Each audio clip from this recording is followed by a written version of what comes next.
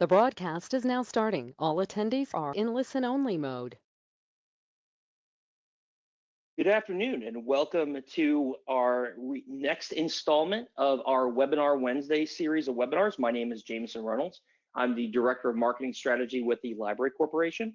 Today's session is going to be presented by Slaven Lee. Slaven is currently our Carl X sales engineer and is actually going to be expanding that into a West Coast representative for all of TLC moving forward.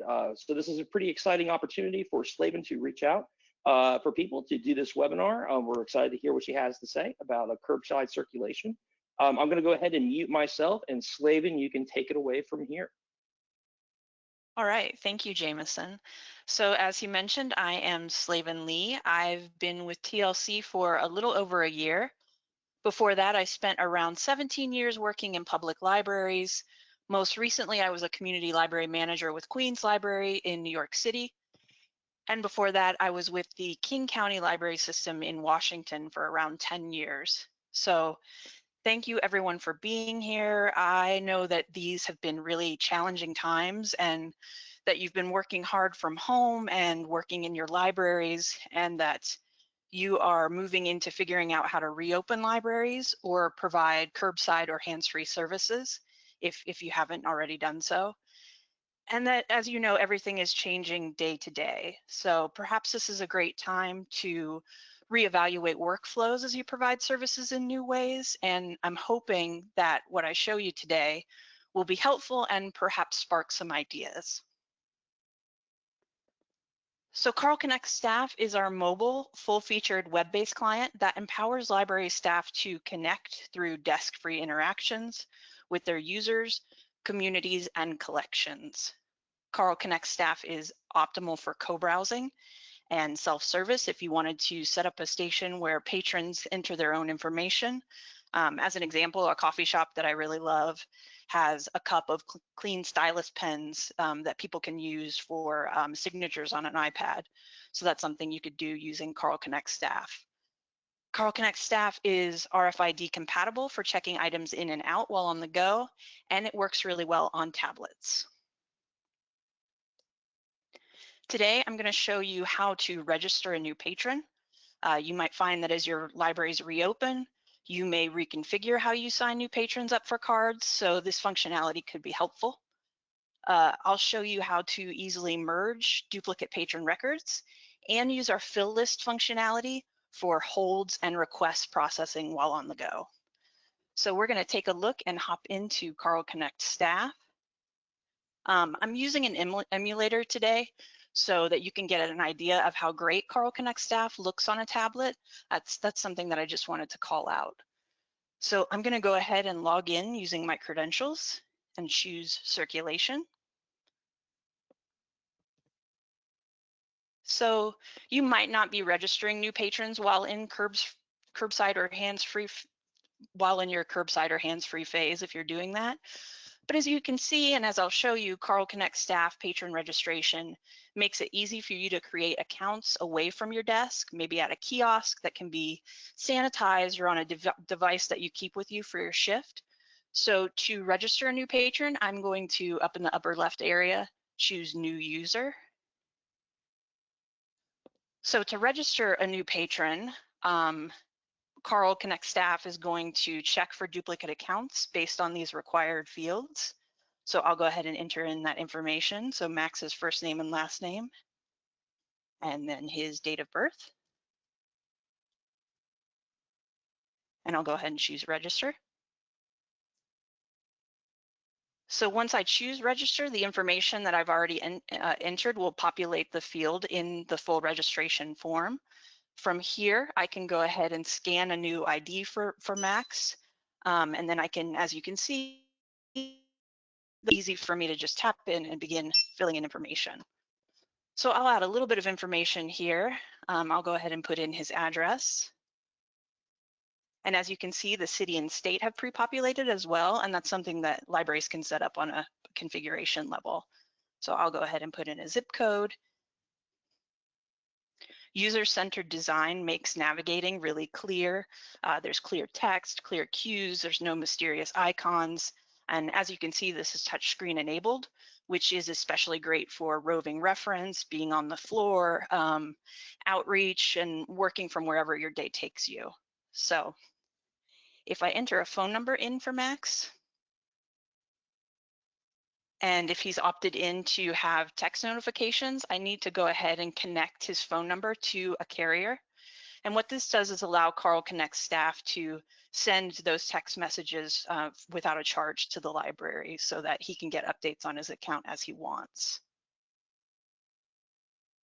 Patrons can change a lot of this information on their own in Carl Connect Discovery, which is our public access catalog. So in the My Account feature, they really have the opportunity to be self-sufficient and update information as allowed by libraries policies and whatnot, but it's really great. So Max could come into his account at some point and change things if he needed to. If I move down to user settings, this is pre-populated based on the branch I'm working from. Again, I could change that really easily, or Max could go into my account and change it if he wanted to. Same for opt-in and notifications. Because I set up that phone number, I could go ahead and choose that he wants to receive specific notifications if he wanted to. So I want to call out the last category down here, the library statistics. So these are user-defined fields that libraries can choose to use if they want, and these are just examples of what you could use. So for example, summer reading, if somebody's participating in a particular year and you wanted, and they consented to tracking that, you could. This is also an opportunity for libraries to use, collect specific data around curbside service, if somebody's opted into it or something like that, or, whatever sort of ideas that you might be able to come up with, this is an opportunity to gather some of that information, which is especially great for library marketing too. But I'll go ahead and choose Save Information. So I'm finished filling out the form. Now Max has the opportunity to sign electronically, which saves time and paper. It's really cost effective and environmentally responsible. But during this time, perhaps you don't want a patron to sign the particular tablet. So you could choose to just skip the signature if you want. But if I did choose to enter a signature, this will now be part of his record. So now the registration is complete. Max has access to this digital library card. It's something that he can see in Carl Connect Mobile as well on his phone if he wanted to pull it up and use it at barcode scanners. So he's able to go ahead and begin using this card. I'm going to choose Continue to Checkout in blue. And from here, if I wanted to, I could go ahead and start checking out items to Max right away. So it took us less than 5 minutes to make him a card, and now he can leave with some items that he wants to take with him. So you can see as I'm checking things out, they populate in the field below. So that's easy for me. It's a great visual cue that shows me, okay, hey, these things were successful. He's checked them out. I could choose Finish Receipt if I wanted to print a receipt for him. But what I want to show you really quickly, I'm going to leave this screen over on the left area where it says User Information. I'm going to choose that. And now we'll see his full registration. This is where we just were, but now it's actually a card with all the information that I entered in it. But I'm calling this out because we also have this add photo feature that's over on the left-hand side. So this is something, if libraries choose to use it, it allows you to enrich the view of his account even more. And this is really great if you're using it to verify identities because, let's say you didn't use the signature, but you do want something that shows you whose card this is. So technically, if I were using a tablet, I could use the camera on my tablet to take his photo, but for the sake of today, I'm going to grab one off my desktop really quickly. And there you go. Now he has this in his account. It looks really great. It's a nice picture of him, and it will allow me as a staff person to confirm that this is Max next time he checks something out. So that's patron registration. I'm going to show you a couple of other things. I'm going to go back to my home. And I want to show you really quickly how easy it is to merge patron accounts. So, we try not to duplicate accounts when we're out in the libraries, but it happens, sometimes staff make a mistake or you're overwhelmed and busy in a hurry, whatever. Or perhaps someone used online borrower registration to create a card. This Carl Connect staff allows you to really easily merge those accounts. So I'm going to go to new user again, where we just were. And this is as though I were creating a new account for someone. So again, Carl Connect staff is going to do a check based on these fields that I'm entering. I'll choose register. And you'll see this throughout Carl Connect staff. I searched for that account, and now I get this really great visual cue in yellow that tells me, hey, there's a possible matching account. Here's the library card number, here's the name. So I can very easily tap on that library card number in the yellow box. I'll do the first one. So this brings me up a quick view of this person's account. Oh, okay, this is the Mary that's standing in front of me. It looks like you already have a card. I'm gonna close this one. I'll open up the second one. And of course, the name and birth date are gonna match. So, all right, Mary, it looks like you have 2 cards already. So why don't we merge those, update your account, and get you out on your way so you can start using the library. So from here, I'll go to merge users again in the upper left area. And in keyword search, I could just scan up a library card number from that box, or I can do a keyword search, which is great for merge. So here are those 2 accounts. They populated just below my search. And if you see in blue, it says select the primary account for merge users. Okay. So I've done that. And now the directions in blue say select user to merge with primary account. So I'll choose that one.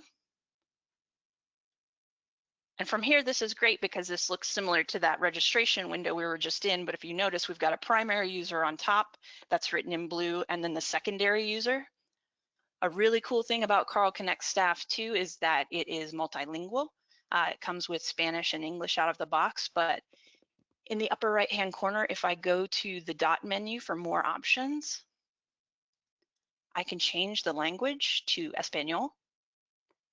So this is really great for co-browsing, and especially helpful if you're working with a patron who maybe their first language is in English and they're having issues with their account. So what that did is it translated the names of all the fields so that, you know, Mary and I could look at this together and figure out, oh, your address is new, or, you know, whatever's going on with her account. We could sort of correct those issues before moving on with the merge. But for my sake, I'm going to go ahead and change it back to English.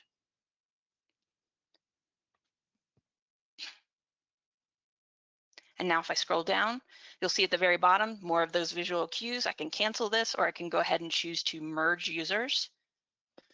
So when I do this, all transactions, including current checkouts, due dates, hold queues and fines, and any stored patron history and notes are seamlessly transferred from the secondary account and merged into the primary account. So that secondary account is automatically and instantly removed from the system once I've done that. So super easy, very intuitive, and Mary's good to go. And this is of course based on permissions that I have as a staff person. So, you know, this may be something that you only want circulation leads to be able to do, or anyone who works circ. That's sort of up to the library. So I'm going to show you one more thing, and then we'll have time for some questions. But we've been in user services. If you notice over on the right-hand upper side, it says user services. That's where we've been looking for creating new users and merging users. But from here, I'm going to go to library services so that I can show you our fill list functionality. So this is used for pulling holds. Our libraries love the fill list functionality in Carl Connect staff. We love it too. Some of our libraries, a few hundred of them actually, have completely abandoned paper lists and expedited services using this feature to pull holds and requests. So, sorry, I keep tapping on that. It wasn't refreshing very quickly. Okay, so what I want to show you from here on the screen, I could begin checking items out to people by scanning library cards or checking in items, but what I want to show you is lists. So over on the left-hand side, lists. So this is something that we've developed in partnership with our libraries. This included feedback about workflows and what they wanted for their dream router. And for you, you know, because you can, as a staff person, take this list on your tablet out into the stacks, it means that you don't have to print out paper lists and worry about multiple people touching them and, you know, spreading germs or anything like that. So you could just have an assigned device perhaps for your staff or for your shift where you take this out to pull those holds. So this would work really well for that. This list populates with your library locations up to date, dynamic requests, and allows you to just go out and begin grabbing those. So the list that you see here is sortable by these different categories. If you wanted to just, you know, pull holds from a particular location or something like that, or media would be the format, you can do that. The flex grid that you see where it says item number, location, etc., that also allows you to sort if you want to. But what I want to just show you is as I'm finding or not finding things, I can tap on the title. And then that activates those options that you see over there on the right. So if I choose not found, that dynamically removes that item from my list. It updates the status to item not found on shelf, which moves it on to another library's list. And, you know, after this is not found for a certain amount of predetermined time, it may switch over, it will switch over to missing, but it also populates the not found list. So up in the upper left area, if I choose not found, this is a whole list of items that have not been found in my library. So this is another great tool for, you know, managing your collection, making sure you have what you're supposed to. So you could use this list to go out and double check and see, are these things actually here? This might come in especially handy if you're quarantining items and you know, they aren't back where they belong yet. You can kind of let them hang out on this not found list and give yourself the chance to find them. So let me go back to fill list and I'll choose another item. Okay, so I went ahead and tapped on Emma, and if I wanted to, if I found it, if the item's in my hand, I could go ahead and choose found. So this makes the connection between the hold item and patron with a hold so that no other item can fill it. This is helpful if staff pull a whole cart of holds, but actually can't scan them in right away. So, you know, we all know that happens. You pull a whole cart of holds and it ends up in the workroom because you have to go take care of something else, or you're really busy at the desk, or you have a program, you know, whatever. This allows you to kind of delay that notification. So this could also prevent unnecessary pulling of items and alerting the patrons. It alerts patrons at a more accurate time, which could be handy for curbside service as well. Let me go ahead and choose another item. So Resolute. I could choose check-in for this. So check-in captures the hold and alerts the patron that the item is either in transit or on the hold shelf. It's as if it's already been scanned in return, which is totally fine, but you know, we have those power users who live right down the street, and you know, when they get a message that something's in transit or on the hold shelf, they might be at your door right away saying, okay, great, where's my hold? I saw that it was here. So this gives you a little bit of time. This doesn't give you as much time as found. And then let me choose one more. So with Downton Abbey, we have a new option this time. So if you look just past check-in, we've got fill with. So if I open that up, that shows me items that can fill a hold that are here in my library, so that have the same bid information. So, you know, with the DVD, for example, I could choose, you know, a different item number to fulfill that hold because Carl Connect staff is telling me that's okay. So let me go back to my list. So that's a quick quick look at our fill list functionality.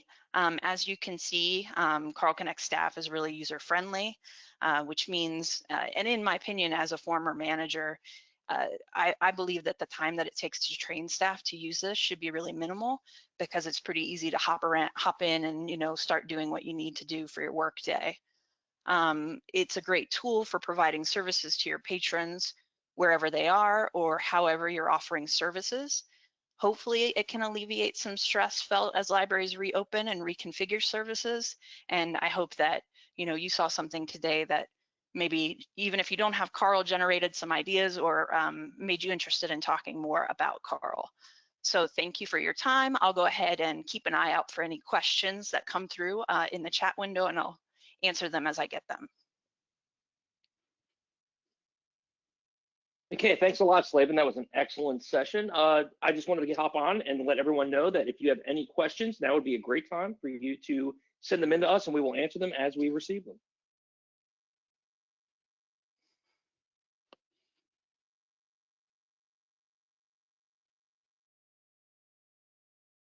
Okay, Slaven, we have a question that just came in. Is this only for public libraries?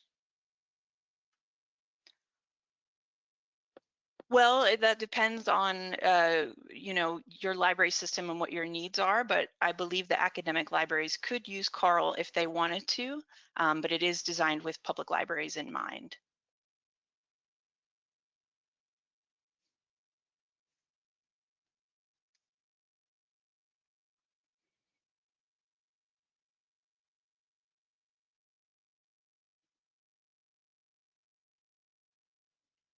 I will say while we wait for some more questions to come in to further expand on that answer, this session was obviously geared for Carl Connect and what Carl Connect has to offer. The Library Corporation does offer 2 library management platforms. We have Carl X, which includes Carl Connect. We also have Library.Solution. Library.Solution is going to have a session very similar to what we just saw for Carl next month, where we will talk about Curbside mobile solutions. And that is an ILS that is a library management software that is not just geared towards publics, but is also utilized by academics and K-12 as well. Which answers that question that literally just came in as I was saying that about, does this integrate with LS2? We will be doing a session next month on LS2 and the Curbside and mobile applications that we have available in that platform as well. Yeah, and then we have another question that came in. When phone number connects to carrier, is that the patron's carrier? So you know, when I was registering the patron, I called out that I wanted to connect his cell phone to his particular carrier. So that's the patron's carrier. So you can configure to have different carriers as part of your registration fields. So, and that's the patron's carrier, not the libraries.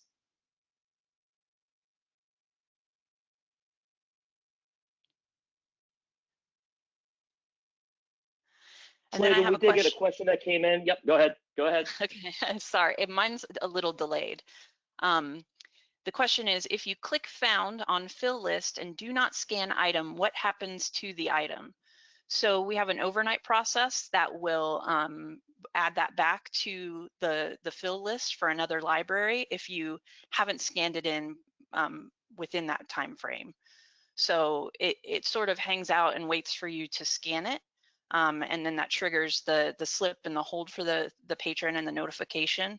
But if for some reason you forget that cart overnight, then that hold will go back to a list. Next, we have a question. How do you recommend we learn more about Carl? More webinars or a trial opportunity?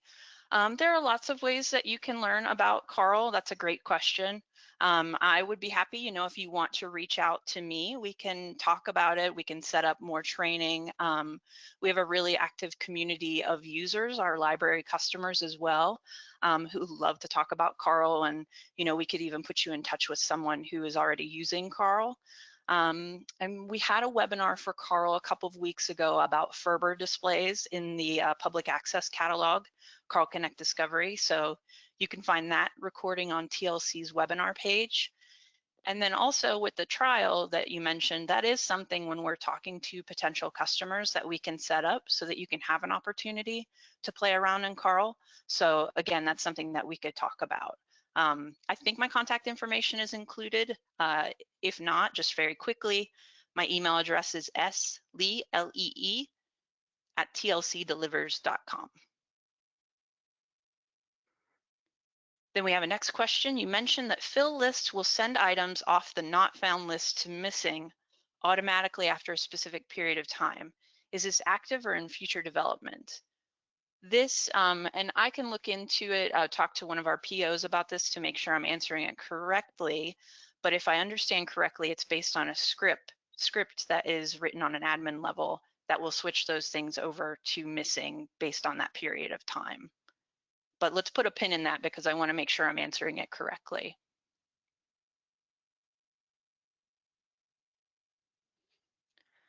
The next question, do you have to have RFID tags on books to use this? No, you do not, but it is RFID compatible. So you could simply scan a barcode and that would work just fine.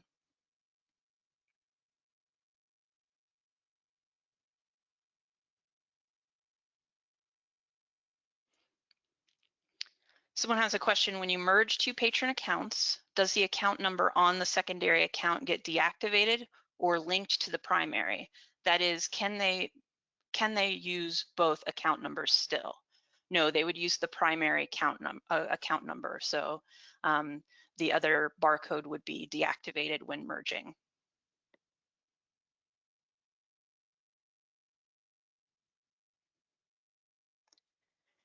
The next person has the question, is there any way to clone a patron in patron registration? That is something that's possible in our Windows-based client, Carl X. So that's something that when you get Carl, you also have the opportunity to install the Windows-based client on machines, on your computers. It's filled with 40+ years of functionality. And what we're doing is working to move most of that functionality over to Carl Connect staff so that you could easily clone. But that's not currently in Carl Connect staff, the web-based module.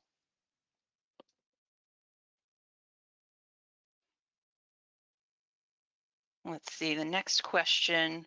Please go over found, not found option and why to use each. Okay, so with found, that means that the item on your list, this is a fill list question, if that's not clear. So if I found a particular item and it's in front of me, I can go ahead and tap on found. And what that does is it makes a connection between the hold, the item, and the patron with a hold so that no other item can fill it. This prevents unnecessary pulling of items, in other locations or anything like that. So it makes that connection, but it doesn't send a notification to the patron right away. And then if you were to choose not found, I bet you mean check-in. I'll go over that too. But if I chose not found, that removes the item from the list for my library, and it updates the status of that item to item not found on shelf, moving the hold on to another library's list. So, but if I choose check-in, that was that other option, that captures the hold and alerts the patron right away, and it changes the status to in transit or on hold shelf. So the difference between found, there's a delay in notifying that patron, and then check-in, the status is going to change right away to in transit or on hold shelf.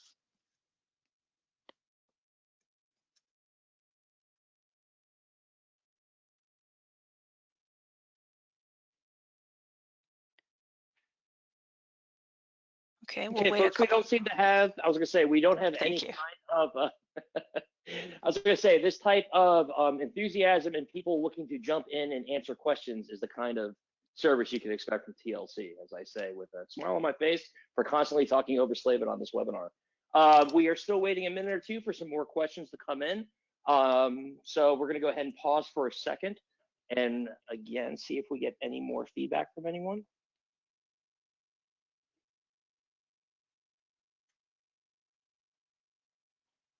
I will say while we are waiting for another session to come in, I would like to let everyone know that our next webinar is currently on the schedule and ready to go on our website on May 27th. We are doing a webinar telling an advocacy story to the statistically minded. This is a session that we are partnering with every library to present to you all. So if that is something that you would find interesting, I highly recommend going to tlcdelivers.com/webinars, where you will be able to see the upcoming webinar schedule. And it does not look like we have any more questions coming in, and it is 3:30. And one thing we do try to do with this webinar series is keep it short and succinct. So we're going to go ahead and wrap up at this point. I would like to thank everyone for attending this webinar. This webinar, a common question we do typically get with these webinars, can I see an archive of this? And yes, all of our webinars are archived. and you will be able to view these webinars tomorrow. We always post them the day after at tlcdelivers.com/webinars. And again, thank you for attending this session. For more information on Carl X, Slaven did give her contact information into that session. In addition to that, if you go to tlcdelivers.com, you can always find more additional information, product sheets, and other ways to reach out to us at the company. Thank you very much. I'm sure as I've been unmuted, you've probably heard some birds chirping in the background. It is a beautiful day here at headquarters in Inwood, West Virginia. I do hope everyone else is having a lovely day. Everyone stay safe and healthy, and we will see you next week. Thank you. Thanks, everyone.